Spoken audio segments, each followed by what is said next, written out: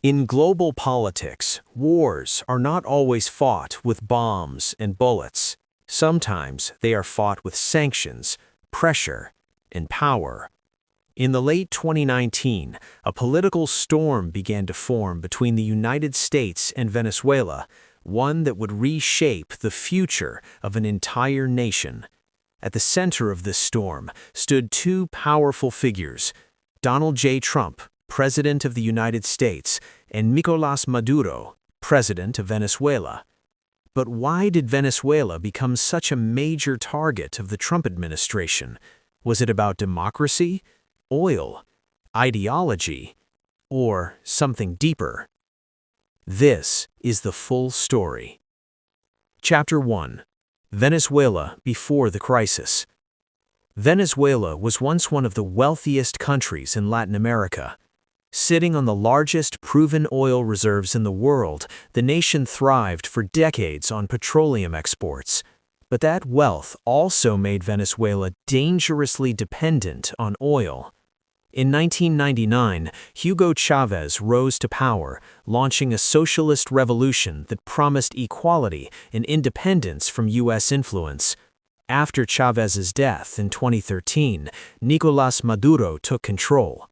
Just as oil prices collapsed, the result was catastrophic. Hyperinflation destroyed savings, food and medicine shortages spread.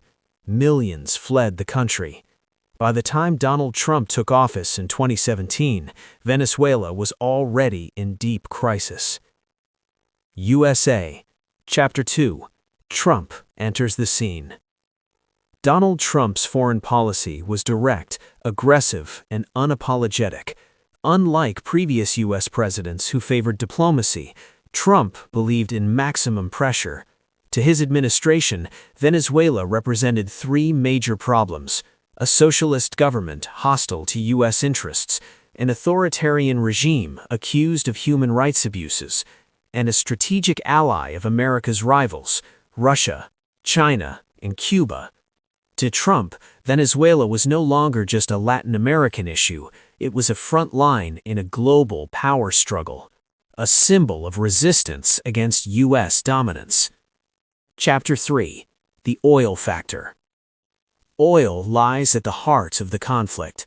Venezuela's state oil company, PDVSA, was the backbone of its economy and a major supplier to the United States. The Trump administration imposed sweeping oil sanctions, cutting off Venezuela's access to U.S. markets and international finance. Officially, the goal was to pressure Maduro to step down, but the impact was devastating. Government revenue collapsed, infrastructure failed, millions fled the country. Supporters called it necessary pressure. Critics called it economic warfare. Chapter 4. Juan Guaidó and regime change. In January 2019, Venezuela reached a breaking point. Opposition leader Juan Guaidó declared himself interim president, claiming Maduro's re-election was illegitimate. Within minutes, the United States recognized Guaidó. So did several allies. This was a bold move, one that openly challenged Maduro's authority. Trump froze Venezuelan assets abroad, tightened sanctions, and hinted that all options were on the table. Though no military invasion occurred, the message was clear. Washington wanted Maduro gone. The crisis quickly became international.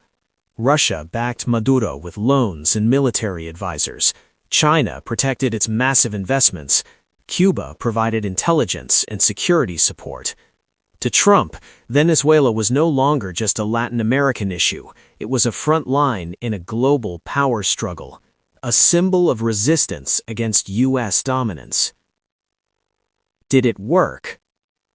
By the end of Trump's presidency, Nicolás Maduro was still in power. Sanctions remained. The humanitarian crisis continued. Some argued Trump stood firm against dictatorship.